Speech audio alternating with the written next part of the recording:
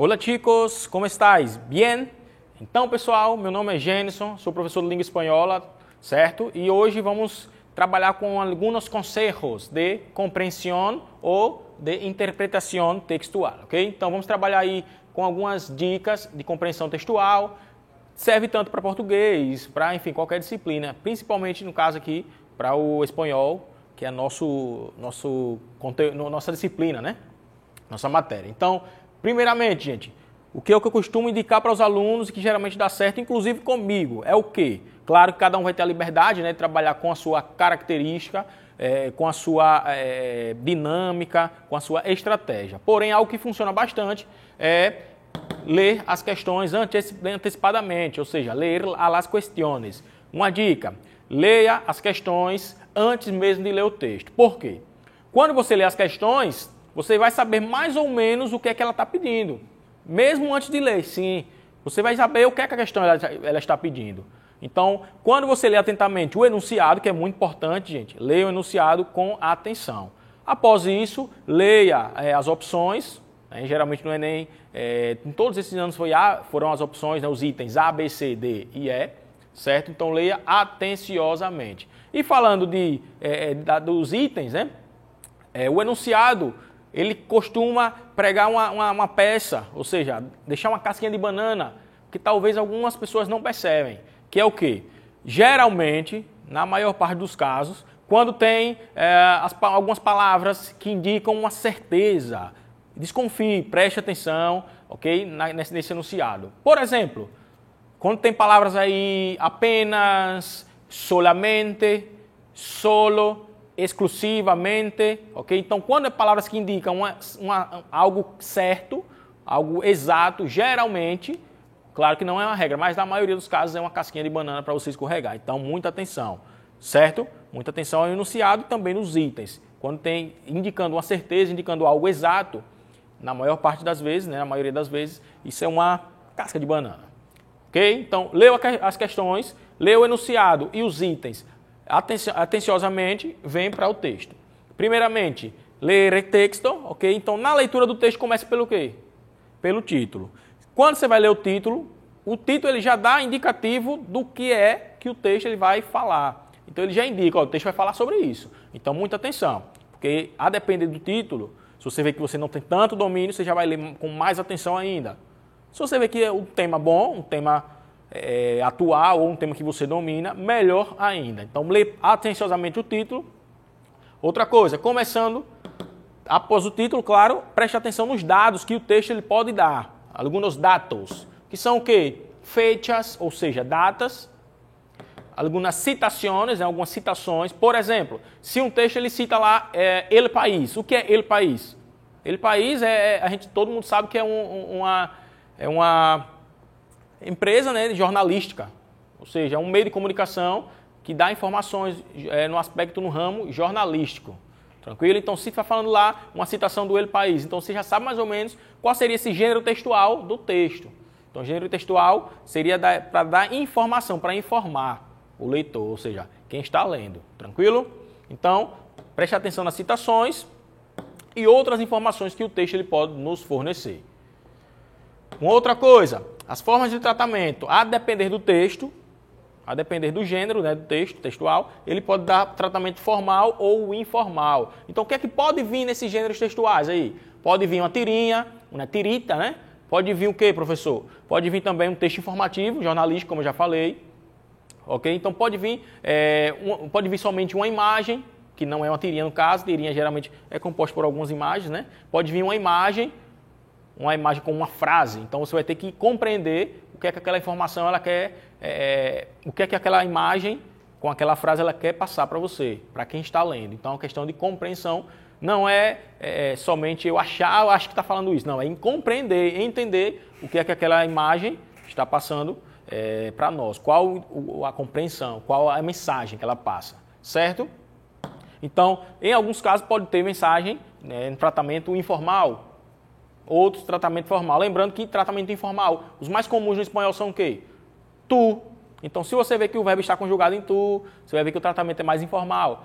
Se for um tratamento formal, como seria, professor? Geralmente, usted ou ustedes, certo? Se for tu ou vosotros, informal. Então lembrem disso aí. Então eu já falei sobre o gênero textual, né? Já antecipei, que pode vir qualquer gênero textual aí. E também algumas palavras clave, ou seja, algumas palavras-chave. Palavras que vão indicar para você uma importância em tal parágrafo. Por exemplo, uma dica que eu dou, um conselho, né? Uma dica que eu dou para vocês é o quê? Gente, leia cada parágrafo atenciosamente. Leia o primeiro parágrafo. Quando você vai ler o primeiro parágrafo, por exemplo, você vai ver algo parecido com aquilo que você leu onde? Na questão. Por isso, a importância de você ler primeiro a questão. Por quê? Você já vai saber o que a questão está pedindo. Então, quando você lê o texto que vê algo muito parecido, você já grifa, sublinha, marca com o marcador do texto, enfim. Você vai identificar aquilo. Por quê? Você vai lembrar que você já viu algo parecido ou aquela mesma informação na questão, certo? Ou no enunciado ou em algum dos itens. Tranquilo, gente? Então, marcar os parágrafos, né? Os parágrafos com atenção, naquilo que lhe chamar a atenção, certo? Então, nisso haverão algumas palavras-chave, né? Algumas palavras-clave, que são aquilo que você viu lá nas questões anteriormente. Então, por tamanha importância de vocês lerem primeiro a questão, que é algo que funciona bastante comigo e com alguns alunos também, inclusive alguns alunos já me disseram que esse método dá certo, de fato, alguns alunos dos anos anteriores, inclusive, que fizeram já o Enem e passaram, enfim. Então, é uma dica que eu dou para vocês que pode funcionar com você também, certo? Lê o segundo parágrafo, a mesma coisa. Marca aquilo que você achou mais importante, aquelas palavras-chave que você encontrou, identifica, marca. Por quê?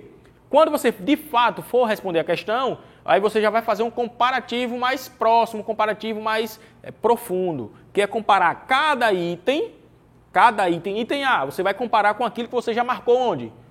Lá no parágrafo. Então, identifiquei no parágrafo, marquei, vou nas opções para responder. Letra A, olha, isso aqui tem dizendo algo parecido lá no parágrafo primeiro. Então, vou comparar o parágrafo primeiro com a letra A. Compara com atenção, atenciosamente. Se você vê algo que é quase igual, mas não tiver a mesma informação, gente, preste atenção nisso, porque às vezes eles colocam uma resposta a uma opção, por exemplo, bem parecida com o que tem no parágrafo, mas às vezes uma palavrinha só ela vai negar aquilo que tem no texto. Então, letra A pode estar dizendo lá algo afirmativo, quando no texto era algo negativo. Então, pode acontecer isso. Às vezes eles colocam uma palavrinha que pode negar aquilo tudo que você pensa que é certo. Então, muita atenção. Eles querem fazer com que você erre. Eles querem que passe as pessoas que estão preparadas. Então, prepare-se o máximo possível e atenção, ok? E atenção na hora da prova. E como eu falei, geralmente quando tem as palavras somente, solamente, solo, exclusivamente, apenas, então palavras que indicam a certeza, geralmente, na maior parte dos casos, né, geralmente isso é casca de banana mesmo. Tanto no português quanto no espanhol, inclusive no português, apenas, somente, exclusivamente, certo? Então, palavras que indicam isso, geralmente é casca de banana, tanto no português quanto no espanhol.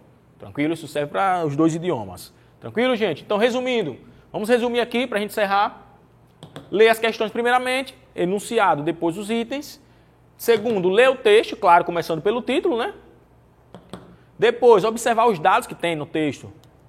Se tem alguma data que faz relação a algo, se tem alguma citação de alguém que já falou, se tem a citação de alguém ou a citação de algum meio de comunicação, como já foi falado, por exemplo, El País, e etc. Outras informações que vocês achem,